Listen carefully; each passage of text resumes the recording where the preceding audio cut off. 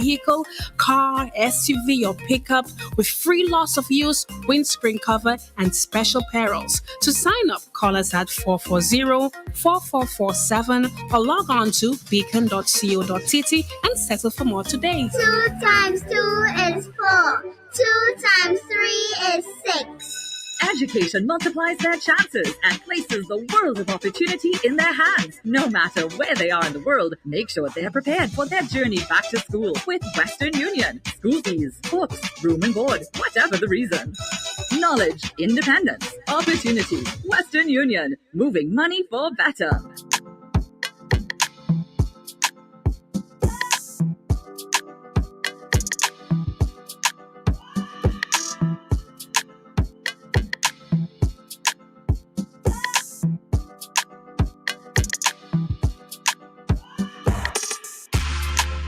And we are back inside the ladies' room. As a matter of fact, it is the final one for the week.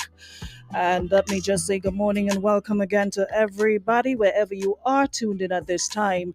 And of course, we've got a very, very, very special guest with us in studio this morning. So if you have not joined us as yet, you can do so on Facebook. We are also live on radio. You can listen to us on our app or you can listen via radio. So we've got enough platforms to choose from today. So welcome to everyone in the room. I know we're going to have some first timers and out to all the regulars. Pleasant morning to each and every one of you. Hope we're having a good week so far. Now, we are anticipating a very, very lively conversation. We don't do interviews. We have conversations around here. So don't look for the usual style of interviewing that you're accustomed to. Like I said, we have conversations. So we'll be speaking with the political leader, Dickon Mitchell, his very first trip in the ladies' room, and I hope it won't be the last. And we'll be discussing the party's vision this morning for Grenada, of course, as we look forward to our independence. Our conversation will reflect on our nation's past, our current situation, and the future that can be realized under an NDC government and his leadership. So we'll be centering our conversation around that. I'm not sure time will permit to entertain questions from our listening and viewing audience, but if it does, we will entertain those. But like I said, we have a lot to take in this morning, so we are going to jump right on into it and get the show on the road. So let's welcome the political leader of the National Democratic Congress, Mr. Dickon Mitchell, to our ladies' room this morning. Welcome. It's good to have you finally. Thank you, Aruna. It's a pleasure to be here. Yes, finally. I know I promised that I was going to come. I'm sorry that it's taken this long, but as you can imagine, my schedule has been fairly hectic. But I'm absolutely pleased to be here. I'm happy that I'm here before the month of January has ended in 2022. Well, that was a promise you did make. Yes. It was like before January ends, you're going to be here. But like they say, good thing come to those who wait. And you've been making the rounds, so it's understandable. And of course, I'm happy that it's at this time because it has given you a chance to be out there. You've been out in the communities, in the different constituencies, talking, meeting, and all of that. So I think you're in a better place now to speak as compared to a couple months ago when you were just introduced to us as the political leader of the National Democratic Congress. So let's start off with that this morning. You've been out there, you've been, in the constituencies, as I said, in different areas. I've seen, your Facebook postings, etc., saying you're here, there, and everywhere. How has that been for you? What was your very first impression after you got that experience? It was a very energizing experience. The feedback from the population has been overwhelmingly positive. The comments, the suggestions, the encouragement. I've met a lot of prayer warriors. I mean, I routinely would walk sometimes and people would stop and offer prayers on my own behalf, on my behalf of my family, and Grenada as a whole. So it has been a very energizing experience. At the same time, you also recognize that there are a lot of persons who are hurting, who are living in conditions that they should not be living in 2022. And so as a country and as communities, we need to galvanize and ensure that we can, in fact, address some of the challenges that we face as a nation.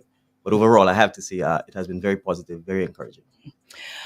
So far, what would you say has been your biggest takeaway from those interactions with the public and in different areas? What's your biggest takeaway so far from the meeting? Right. So I would give the positive sides first. I think the biggest takeaway has been the fact that the communities, I think, are yearning for leadership.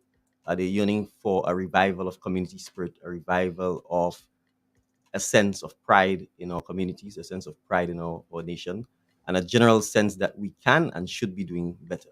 And that's encouraging because it means that people want better, people expect better, and they deserve better. At the same time, there are challenges that we face, particularly with our human capacity. And I think that goes back to the fact that I think to some extent our education system has not really been modernized to address the challenges we face as a modern society. The second aspect we have to address is the fact that predominantly we have a young population. And when I say predominantly, I'm talking almost 80% of the population is 54 years and under. So that's significant. And therefore, we need to ensure that when we look at the next 50 years, we are going to have to address how do we sustain the livelihoods? How do we sustain our next generation of Grenadians? How do we grow our economy? How do we improve the overall standard of living of our people? And that must first start with making our people confident and making them believe in themselves and making them dream and have big dreams and believing that they can accomplish that. So I think on that side, a lot of work has to be done to ensure that Grenada takes that first approach again. And I say this because, for example, we were the first island in the OECS chain to obtain independence.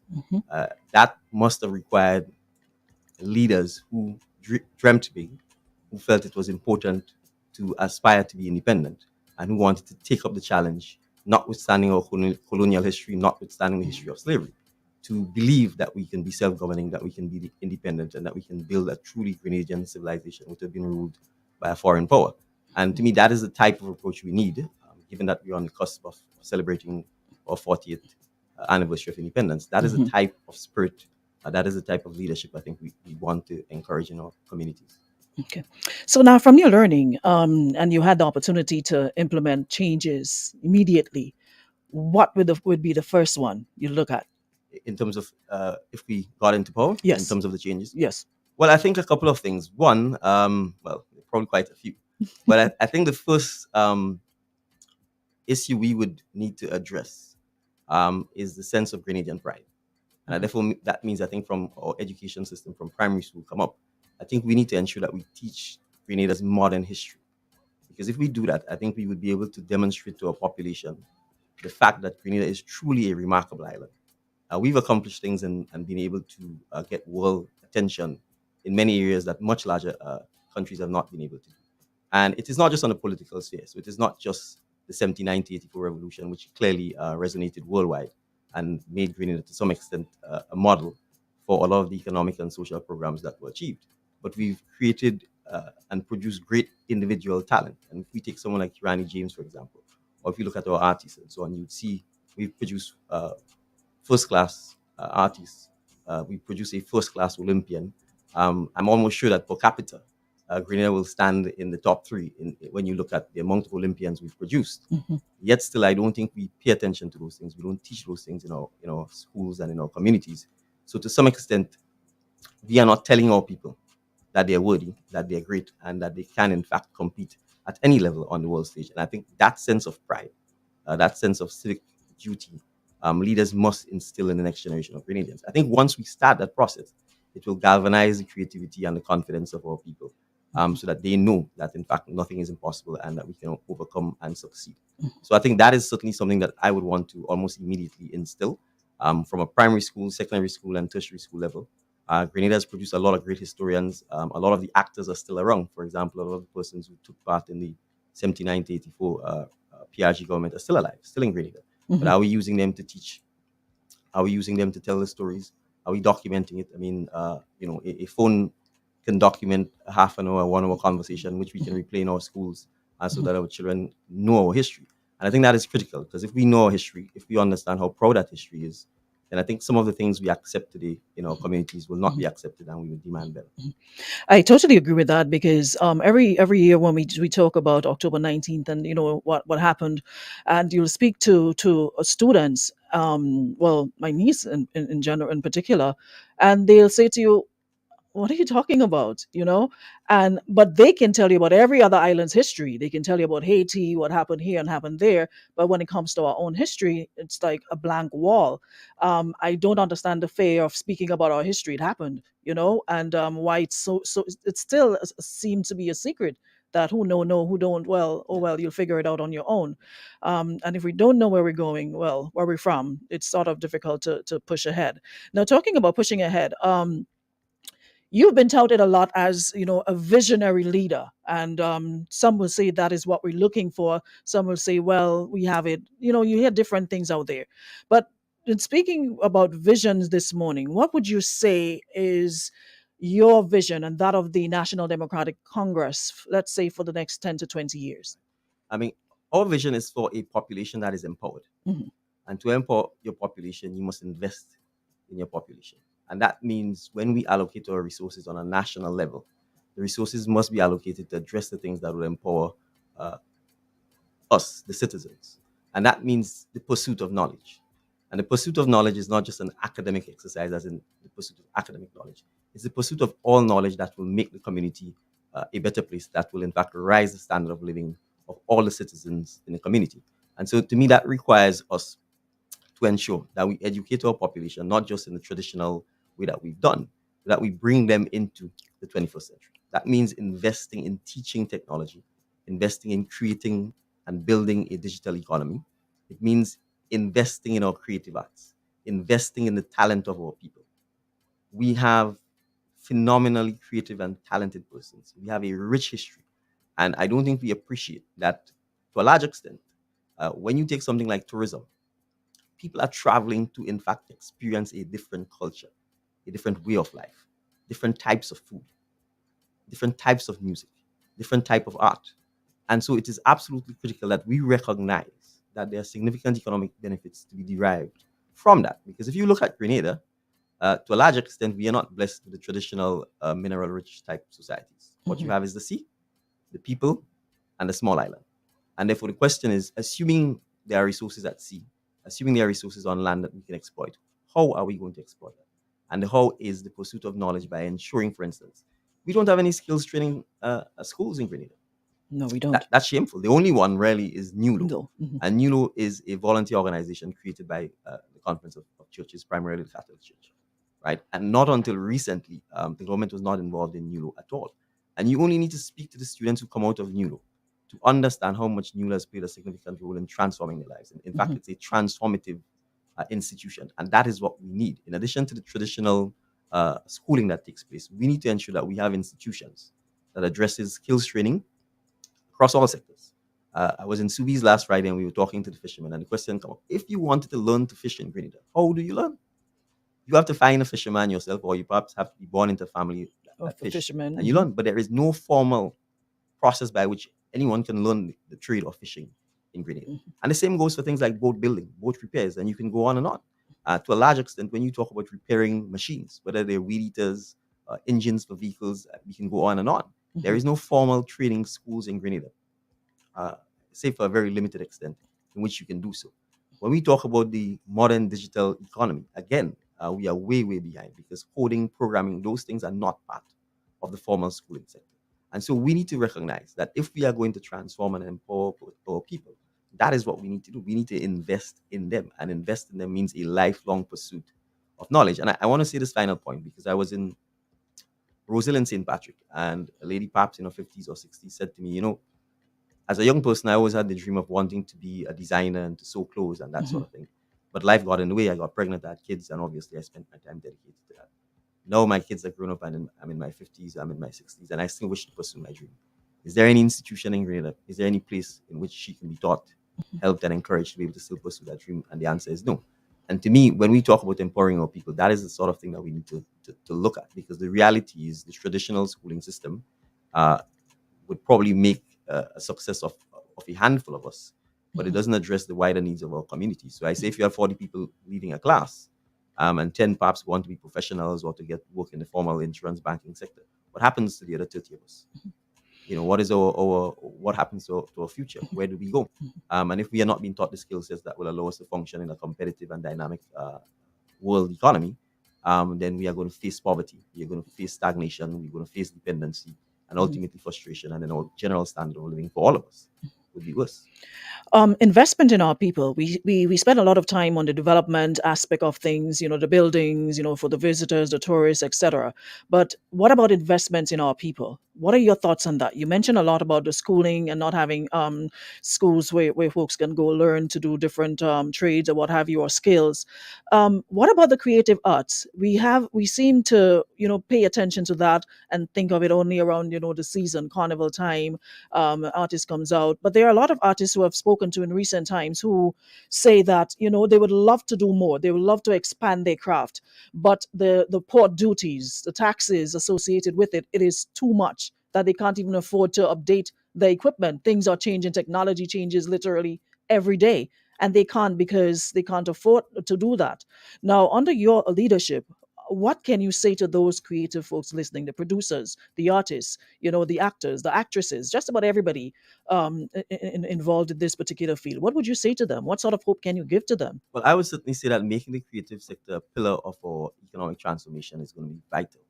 And that's what I meant by saying how we view ourselves is critical. Because if we see the creative arts just as fun and not as an actual livelihood, then we will take the sort of fun, laid back, casual approach to it. So a lot of the incentives you talk about, a lot of the support, the infrastructure that is required to in fact create and monetize the industry is not there because we don't see that way. And let's take music production, for example. Again, outside of just the question of a young person just loving music and dabbling themselves, who teaches you to become a music producer?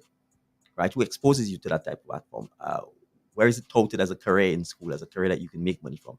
Remember, if you're good at producing music, essentially the world is your marketplace, not just Producers video. make more money than the actual That artists. precisely. And so those are the issues that we need to talk about and explain to our citizens and our young persons in general. Because I can tell you, growing up, I never heard of music production as a career. I heard of arrangers, for example. You have someone arranging a song for calypsonian or soca artist. And again, you never knew whether this was something that they were paid for. You never knew whether they were doing this simply because they were friends. But the reality, this is obviously a gigantic industry worldwide. And we are talented. There's no question about it. And we are creative. And so to me, those are some of the things that we need to exploit. But let's take it even deeper. Let's take costume making, for example, at carnival time. Where do you learn to make a costume? Unless you just happen to be associated with a family member who loves carnival and so on. It's not taught in schools. And costume making isn't just for carnival. We can talk of someone like Peter Minshall from Trinidad, who literally choreographed Olympic opening ceremonies in Atlanta and Spain. A phenomenal achievements. Mind blowing creative stuff. Again, do our children know of that? Do our children know that people like that exist? And in fact, they don't just make a career, but literally they become world icons because of their creative work. So to me, that is where the investment in our people and the support structure needs to go, not just from an education point of view, but from a government support and incentives point of view.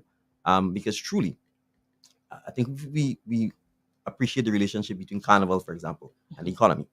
You recognize if there's no Yes. carnival in the summer, there is no economy in the summer. Nothing happens. And so I think oftentimes we underestimate the value of our culture. We underestimate the value of our heritage. We underestimate the value of our creative arts. I mean, even when we go back to things like tourism, when tourists come here, what are the opportunities for them to see the Moko Jumpy? What are the opportunities for them to see the Jab Jab? What Outside are of the opportunities carnival. outside of carnival? They don't exist. And therefore the question is, why is it we seem to think that our culture is limited purely to just the entertainment value around carnival time? And that is why we are not monetizing and putting policies in place and encouraging the monetizing of our culture and the growth and development of our culture. So that's the direction you'll be heading. Absolutely. Okay. Because at the end of the day, we always say carnival is a business. Absolutely. So why not treat it as such? Still in keeping with our independence, and of course, like I said, I like doing the comparisons, looking ahead, and of course, looking back. Grenada was once considered the jewel of the Caribbean, and during the revolutionary period, our country recorded and experienced unprecedented growth and transformation. Some would say we have progressed, some would say we have regressed. Where do you stand in the middle of this? Do you agree? Do you think this is so? Well, I think the one downside from the revolution, I think we all know, which is the revolution imploded. We had the terrible tragedy on the foot. So, in the context of how we resolve disputes and recognizing that guns and violence is not a way to do so, and that healthy, if not robust, debate is the best way, I think we've progressed because to some extent we've been generally politically stable since 1984. So, in that regard, I think there's been some progress. But when it comes to social and economic development, I think we've stagnated. And to a large extent, we should be far further ahead than we are. And I think one of the main reasons for that is, in fact, this whole question of the lack of vision and the lack of planning and the lack of consultation with the population as to what are the things that are important to us and what do we want to achieve. And I think most persons would recall, for example, that one of the things the revolution did was always select a particular subject area topic and to make it the year of this. So if it's the year of literacy, for example, then you know your goal as a country is either eliminate illiteracy or to significantly reduce it.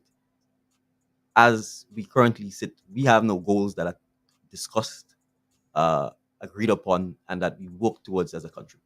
So, illiteracy, for instance, is still a significant issue in Grenada. When last have we had a public discussion about addressing it and how we go after it? I raised the fact that when you look at our results um, from our secondary schools, we clearly have a major problem with the abysmal performance of our students in mathematics. Are we debating and discussing and taking steps to address that? I saw a recent suggestion that the Ministry of Education had finally reached out to principals of school to begin the process of The consultation on that. consultation. Right, but that's the point I'm making. We need to be able to identify what are the issues we want to improve upon as a nation and work towards it. That, in my view, is what vision is about. That is what goal setting is about, and that is one that you then implement actions to achieve those goals. And if you're not achieving it, then you're able to identify why and take corrective measures. So I think the revolution clearly showed that that model worked. And I think it's a model we need to address as a nation in terms of identifying what are the things we want to address, setting it, whether it's on a 5-year plan, a 2-year plan, a 12-month plan, and then working towards it. Domestic violence, mental health. I'm not sure if it's something that's on your agenda. The onset of COVID really uncovered a lot of these things. Not that we weren't aware, but it seemed to have like thrust it out into the open. And we're speaking youth. We're speaking about development of our people, and in terms of development on a mental level, I can't help but notice that we are struggling there. Domestic violence, mental health isn't something that we seem to take seriously. Yeah, and that's sad because it's quite clear that even pre-COVID, that we've had significant issues with mental health in Grenada. And I think so significant education has to take place of our population as to the signs of mental health and as to recognizing that we ought not to stigmatize people because of mental illness, because in fact it's probably one of the most severe type of illnesses to suffer from and one that oftentimes require lifelong management and care. And it's all loved ones. At the end of the day, if you have a family member suffering or a member in your village suffering from mental health issues, they belong to the community, they belong to the society. And so all too often, for example, you have tragedies where someone's so obviously suffering from mental illness is either shot and killed by the police or they shot and maimed because to a large extent our Don't know how society to has deal not with put it. measures in place. Just last week, we had an incident of someone mentally ill person getting shot and killed by the Precisely, police. right. And a person with mental illness, their life is just as valuable as someone without. So, so a lot of education has to take place as well, and then we also have to look at the treatment and care. I mean, we have what is called "quote unquote" the mental hospital, but I think almost anyone who goes in there tells you if you probably were sane before, the chances that you're going to come out better is significantly Not good reduced because stories. the care is still very primal. And again, I think it has to do with recognizing that we need to change how we view mentally ill persons. You can't just simply assume that because they have a mental illness that they're an animal. So a lot of that education has to take place as well. But there are a lot of Grenadian students, for example, who study things like psychology and that sort of stuff. So counseling in our schools, how we speak with our students, how we treat with young persons, all of these things contribute oftentimes to mental illness because there are a lot of topics, for instance, that we just avoid in Grenada. There are a lot of topics we don't talk about because it's either not comfortable or we don't think that is stuff we should speak about. And that's part of what I think we have to address in our homes and in our communities as well. Because if we don't, our incidence of mental illness will perhaps worsen, particularly given some of the economic challenges that people face. There's a lot of questions, but I can't get to them just yet. Someone says check the questions. I'll get to it as soon as I can. But we have a limited time and we're trying to get through as much as we can. So bear with us. And like I said, this is first trip here, and hopefully we'll have another one. So we'll get to do follow-ups in case we missed any. All right. I want to talk a little bit now about what are some of the key things you think are we need to change as a nation if we are to consider ourselves truly independent. We just saw Barbados going their own route, and other countries have started side eyeing. What are the advantages and disadvantages in your opinion to that going that way, and of course being truly independent? So Well, for me, there are no disadvantages in pursuing true independence. Mhm. Um, Clinging on to things like the Privy Council, in my view, or having a governor general that quote unquote represents the Queen, really, in my view, is clinging on to old vestiges of colonialism that doesn't, in fact, help improve our governance or help improve our society. Um, and there are cost implications to these things. I call it the trappings of statehood. We pay for those things, and in my view, the resources oftentimes could be better used in our schools, for example.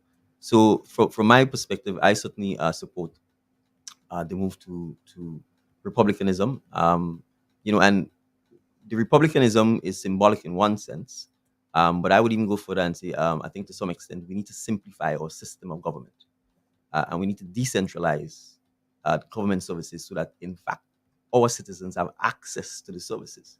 The government is meant to serve the citizens, and we take simple examples of how frustrating it is for our citizens. I'm always using real examples Mhm. told to me by the people.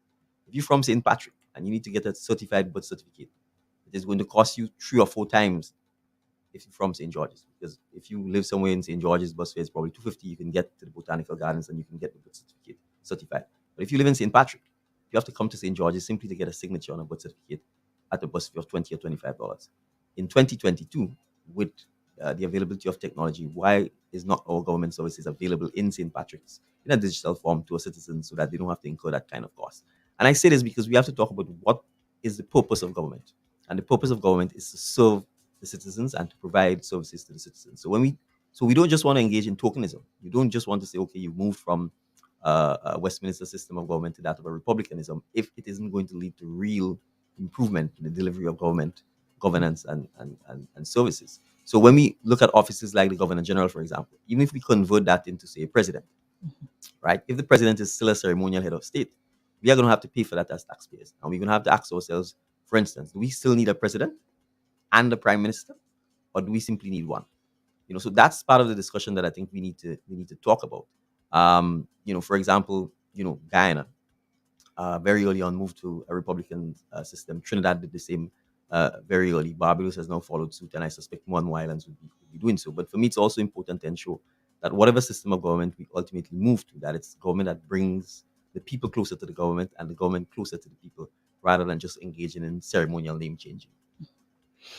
Is there a role for returning civics to our classrooms, and how will an NDC administration address this with Dickon Mitchell as Prime Minister? The answer to that is absolutely yes. And I think it's a straightforward and simple issue. The Ministry of Education controls the curriculum. Mhm. And it is for us to ensure that as part of our curriculum, civics is an integral part of our education system. And I would say the advantage of civics is that it could be creative and it could be exciting, and I guess to use the modern word, sexy. Mhm. Because I think civics allows for you to, for example, tap into our creative arts, tap into our dancing, tap into our acting, tap into our storytelling, so that when you are retelling and you're teaching civics, it is not a paper exercise where you just teach from a book, but that you, in fact, you teach it in a manner that involves student active participation, and that it's creative and lively. So certainly those are some of the things that we would look to institute. Great. Well, while we're in the classroom, just want to remain there for a couple minutes. I'm sure you've been paying attention to what has been happening. Of course, how COVID disrupted, our education system as we know it. Children in the classroom, and there are teachers as well as parents who are complaining about the way the present system we have. Some are saying it's working, some are saying it's not working. There are advantages and a lot of disadvantages. What are your thoughts on how it is now with the online learning, and of course with COVID having children back in the classroom? What would you have done differently if you had the opportunity, or what would you do? Yeah, well, I think the planning has been less than adequate. The school system is pretty well structured. You know when you're going on summer breaks, you know when you're going on Christmas breaks, Mhm. etc. And obviously, while we accept that the COVID cases and the outbreaks are a bit more fluid and you don't have control over, I certainly think when you look at what has happened, students have been kept out of the classrooms when we had uh, very little or low cases. And that seemed, in my view, quite illogical. And then when you have a spike in cases, you then make the attempt to bring students back in classrooms. So I think that has been a challenge. But I think we need to have a serious dialogue with our teachers and our principals, because essentially we need to get consensus and agreement from them, because the schools are not going to operate if the teachers are not on board. I would certainly say this. Ideally, I would prefer that schools are in fact open and that students are in class doing in class learning. I have a son myself. I've seen the toll of online learning that has taken on him, not just the education aspect of it. You are not actually making friends. One of the greatest gifts of schools is the fact that Friends and that friendship, the interaction. interaction, the encouragement, the growth, the bond that you have.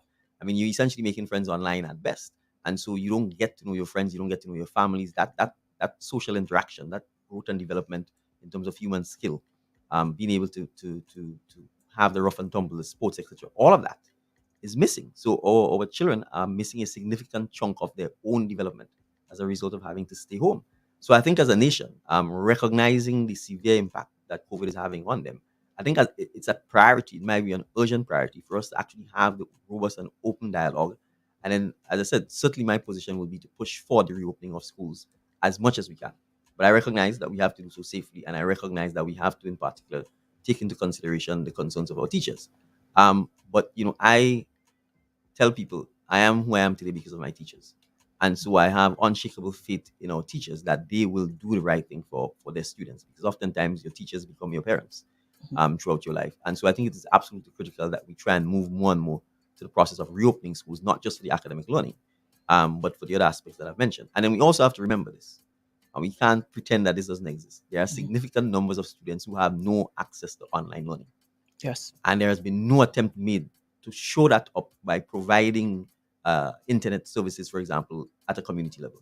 Because to address that, we could, for instance, have central locations that are big enough. We have endless community centers, we have churches, even some of the schools themselves, right? We could have, in fact, ensured that we had devices and internet services in some of the locations where people may not have it in their homes.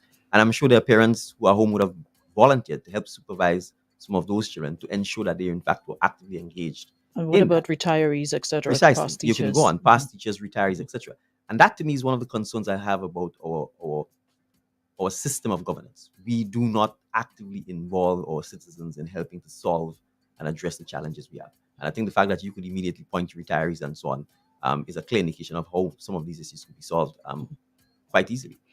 Not so long ago, I saw a teacher actually logged in and showed a picture of her Zoom class, and herself and two others were present in the room, and she was at her wits and literally saying, "I can't do this. I'm here every day," and two or three or four children are logging in. Yeah. They are getting left behind, and it's gonna be a long road to catch up. So I hope we can get to that soon. Um, a couple weeks ago, you were, of course, on another program, and the issue of two-term in office came up. Yes. And of course, we had the opportunity, some say, to just to fix that, and we voted no across the board. Um, what would you do differently now? Is that something you believe in? And of course, your party's position on constitution reform. So I want to say this. I mean, when the last time when we had quote unquote constitution and the referendum, we had several issues to grapple with, and I would say each one perhaps was complex and difficult enough. So for me, it was quite easy to understand why, and because you did not have, in my view, a united approach from the influencers, political parties, and other significant sectors of the society as to the process. I was not surprised that the vote was no. But we have to, as a nation, ask ourselves, how do we improve our system of governance to get the best out of the persons who are elected into office? Um, and I think it is quite clear from a human nature perspective. Being involved in politics is a difficult thing. I don't think anyone doubts that.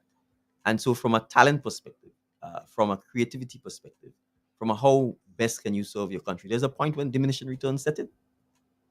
And I think that we experience that throughout all of our lives.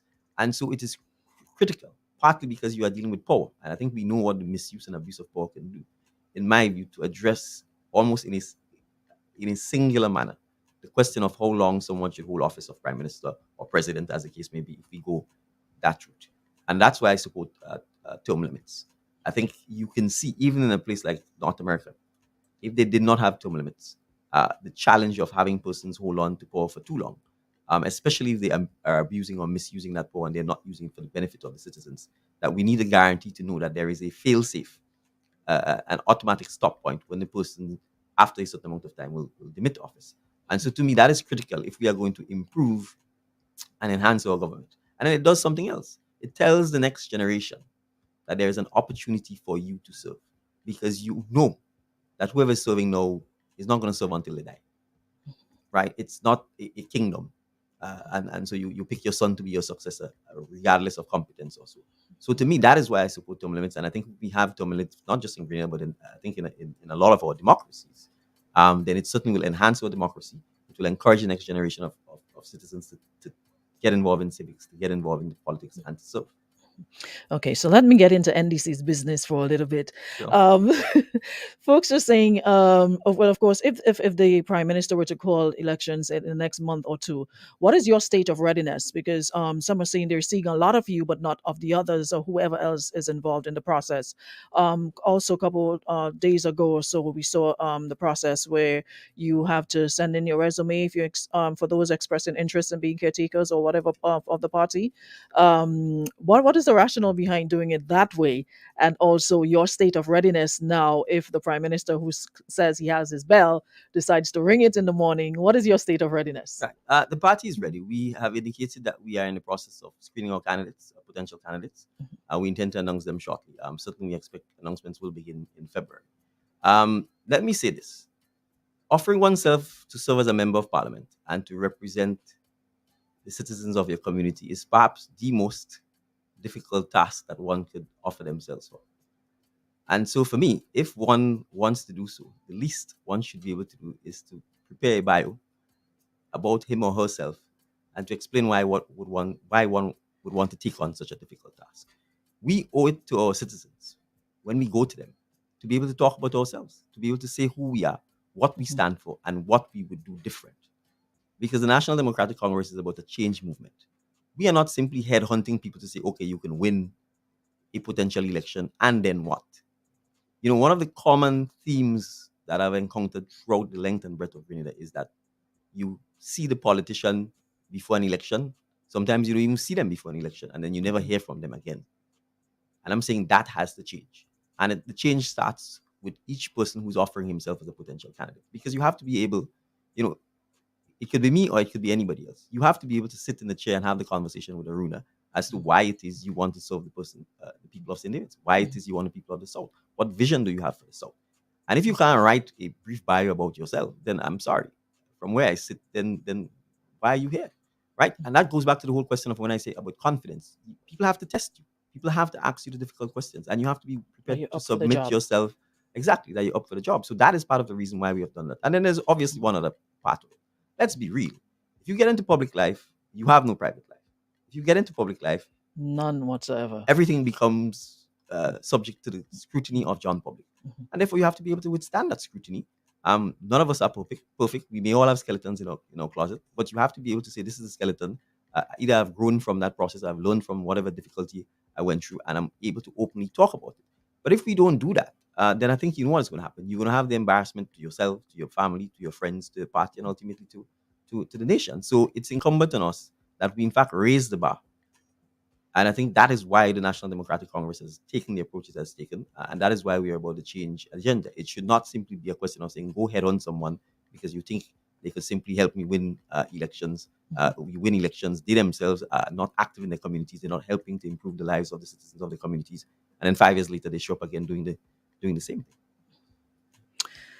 Mr. Mitchell, there's a concept in leadership called pick your battles well. Yes. What hill or what battle you're not willing to die on? Well, I would say this. I'm not prepared, and I think that's been clear based on my public utterances, to victimize and denigrate fellow Grenadians. People are entitled to their political views. They're entitled to support a party. They're entitled to associate, to belong to any organization. They're entitled to their political views. So I'm not going to be demonizing any Grenadian or any member of any other party merely to get votes. I'm here to talk about the issues that affect us and how we can address those issues.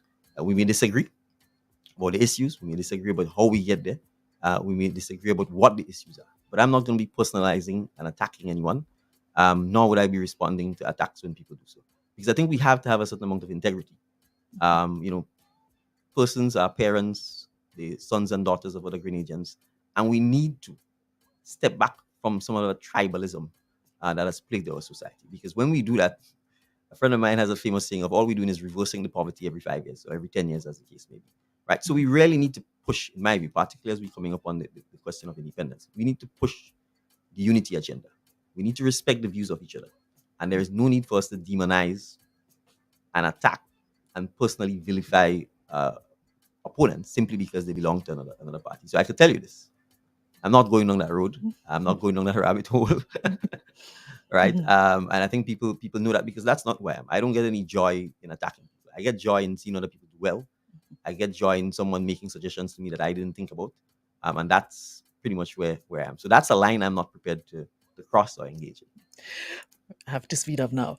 Mr. Mitchell, a budget is is an important aspect of any government, right? So how would you go about creating and developing one to fit what we have at this present time? Right. So I spoke of some of that, I think, in immediate response to the budget. I mean, obviously, a core part of the budget has to be running the government itself, the public servants, etc., etc. So that obviously is something that you have to treat with and deal with, and you have to ensure that your revenue base can address that. But I think also the budget really should be designed to grow the economy and to prioritize on the sectors of the economy that you think are absolutely crucial to the development of the country. So in order to grow the economy, it means, for example, your productive sector must grow, and the sector that provides services, because tourism is a major part of that, must grow. So to my mind, if your budget priority should then start there. If your priority for 2023, for instance, is the growth of the agricultural sector, then it must means that must be reflected in how you allocate your revenue expenditure to suit that. If in 2024 it is health, similarly, you do a similar thing. We can't just have a situation where you have these blanket budgets year in, year out, and you just allocate monies here, you allocate monies here with no sense of priority. If we decided, for example, that we wanted to begin creating a true creative industry that is sustainable in 2025, then similarly your budget would reflect that. So it's absolutely important, I think, for us to recognize that the budget itself must help grow the economy, must help prioritize the areas that we want to invest in, and put the resources there. And oftentimes you may have to do that over a 4 or 5 year period. So it's clear if in the next 4 years we believe truly, for example, that health tourism is a sector that we want to grow, then you would want your budget to reflect that. And the importance of growing the economy is that's how the government's tax base and tax revenue is going to grow. If the economy is shrinking, then less and less people will be paying tax. The government itself will have less and less revenue. And then, in a sense, the economy will stagnate, and then we'll have regression. I wish we had like 2 hours. Well, I'm certainly going to come back. Of course. Since you're getting such a warm welcome in the room. The government recently announced a loan facility for contract workers. I see you smiling. Like you're ready Yes. for that one through the GDP. Some see it as a good thing, others see it as a gimmick for votes. What say you? Right. So I read through what had been put out by GDP. To be honest, it seems to me to be a gimmick for votes. If you look at the criteria for getting, the only good thing in my view about this is the suggestion that the interest rate is 3%. Mhm. But there's something that's alarming to me about the entire thing. You have the government describing its workers as contract workers. Let me repeat that. You have the government describing its workers as contract workers. So the government is admitting that it has employed significant numbers of persons and placed them on contract, which means you are saying to them, I could simply not renew your contract 6 months from now. I could simply not renew your contract 12 months from now. So you've placed them in a position where there is inbred instability, because I don't know whether my contract will be renewed 12 months or beyond the period that I'm contracted for. And the GDP proposal says you are a contract worker for 3 years. So what does that tells you? You've been on contract for 3 years. The question I would ask them, if you've already been working for 3 years, why are you not an indefinite employee? Why are you not being given the security that as long as you continue to perform, that you will remain an employee of the state of Grenada? And that will allow you to accumulate wealth. That will allow you to get loans from commercial entities. That will allow you to buy land, to build homes, to buy a car, to help educate your children, to engage in healthcare, to buy life insurance. But if you look at the requirements for the loan, you have to have life insurance. What is the possibility that if you're on contract work for 3 years that you would have bought life insurance? You need to have land. What is the possibility that you would actually have land if you've only been on contract work for 3 years? Nobody would have given you the loan to acquire the land before, right? So the fact is the conditions of the loan are going to disqualify most of the contract workers from being able to get the loan, because you have to have life insurance, you have to have land, which means they will take a legal mortgage over the land or the house, as the case may be. So the truth is, it is not something that is designed to actually truly benefit any significant number or group of persons, because you have to ask yourself, what's the cost of land in Grenada? The maximum amount that you be permitted to borrow, based on what I saw, was $375,000. Right?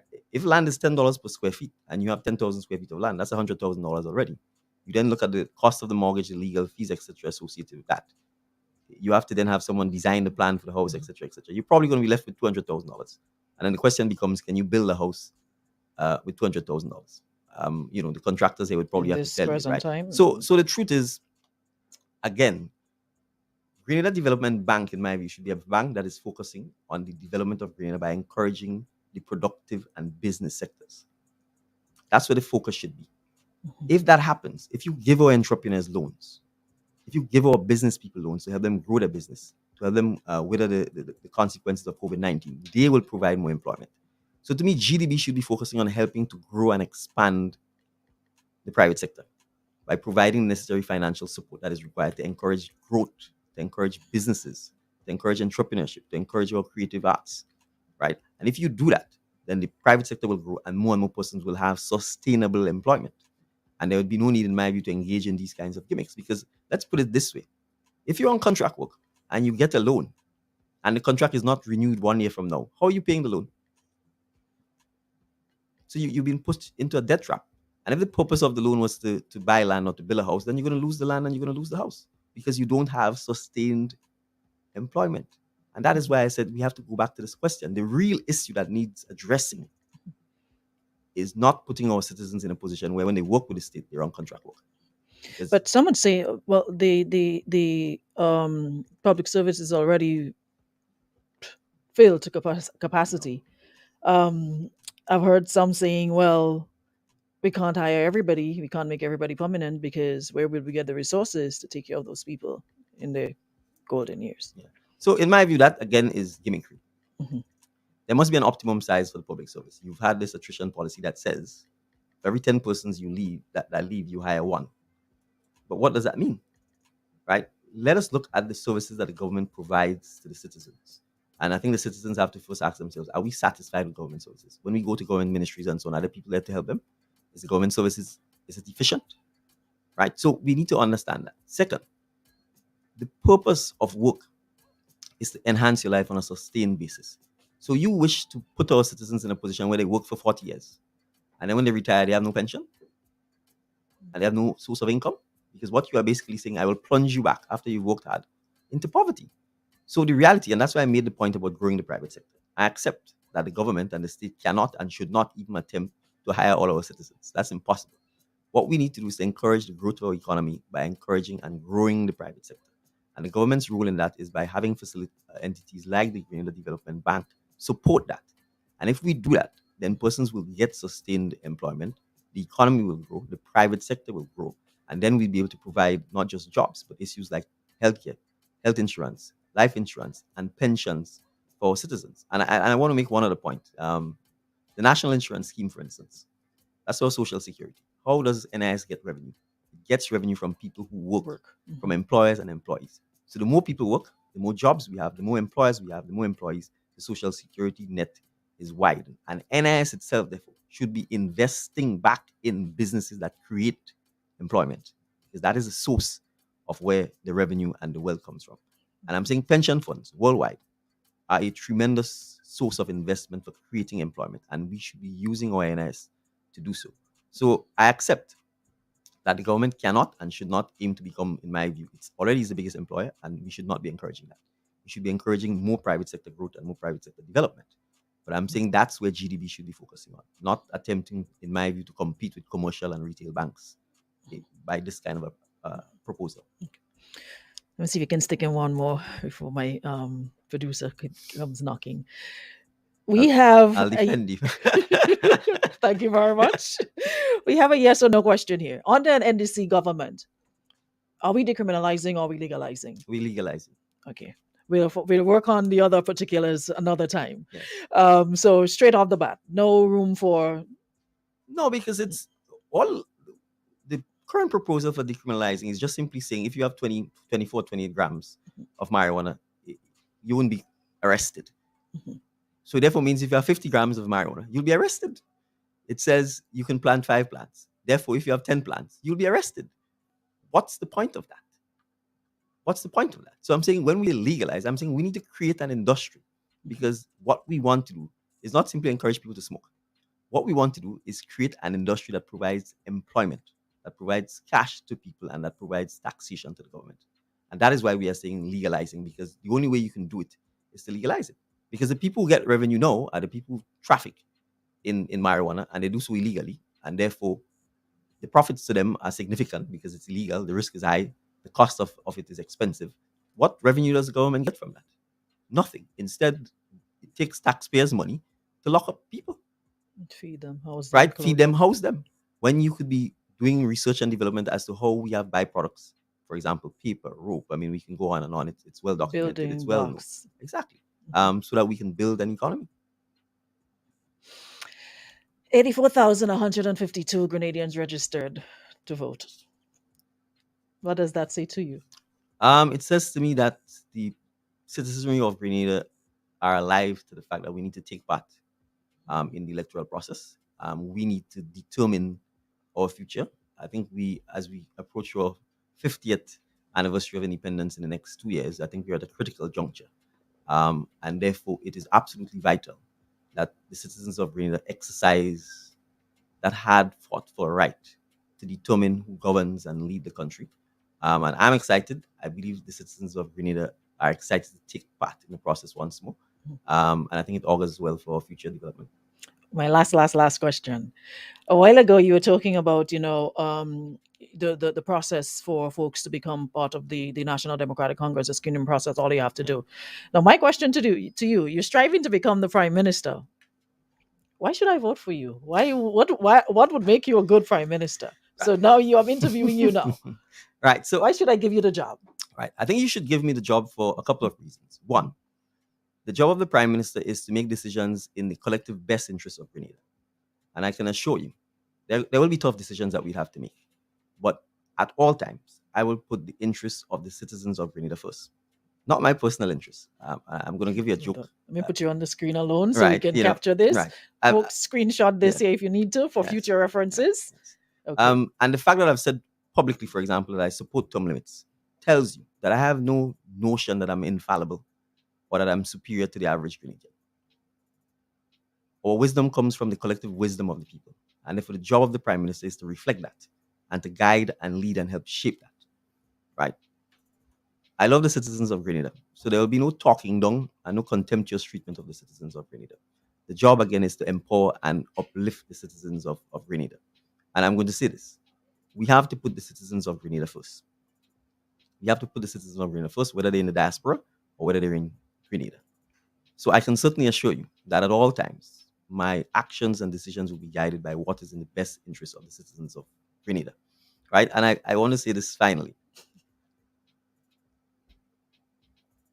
I am prepared to have the citizens of Grenada hold me accountable. And that's why I've said, you can rest assured, I wouldn't get upset if you criticize me. I wouldn't be cussing or belittling anyone simply because they disagrees with my view. My job is, in fact, to be the uniter in chief if you become prime minister, and at all times attempt to diffuse antagonisms within the society or disagreements and try and bring our citizens closer together. Because what we want is the best collectively of all our citizens. And I can say this as well. I'm a team player. We have to ensure that we always encourage team members to be able to openly share their view, to be able to criticize, to be able to see what is wrong, not have them on gag order and have blind loyalty. I'm not interested in blind loyalty.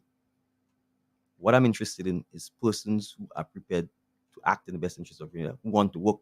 Because hard work is part of the Grenadian ethic. It is hard work that made me. I think it's hard work that makes Power FM. And it's one of the things we have to repeatedly preach to our citizens. People are not successful if they do not work hard. Right? We have to do away with this notion that somehow success falls from the sky upon you miraculously. So for the next generation of Grenadians, for the next 50 years, I would certainly ask you to give me my vote. Give me your vote.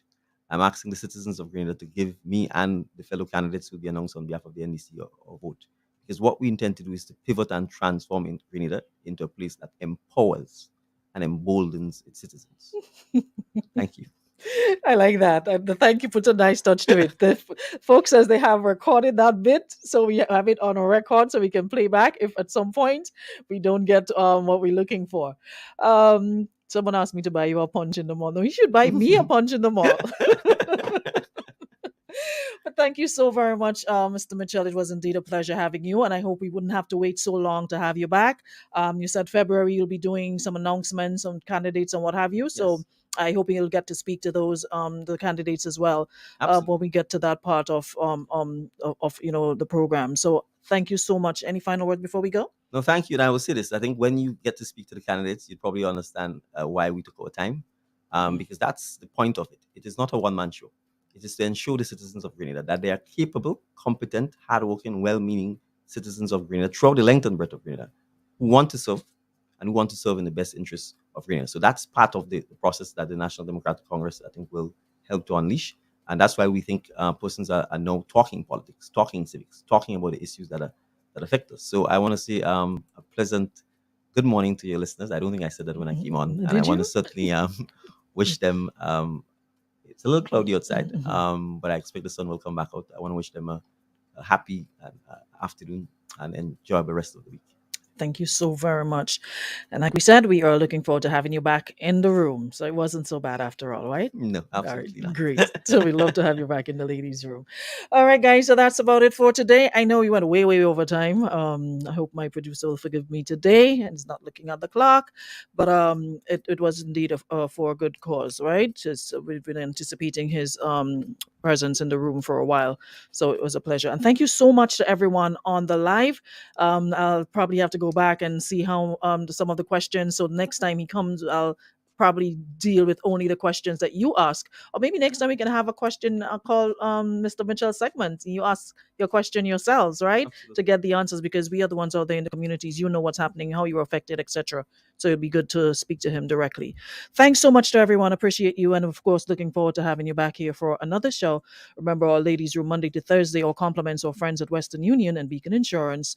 Catch us again on Monday for another one. Have a good one, y'all.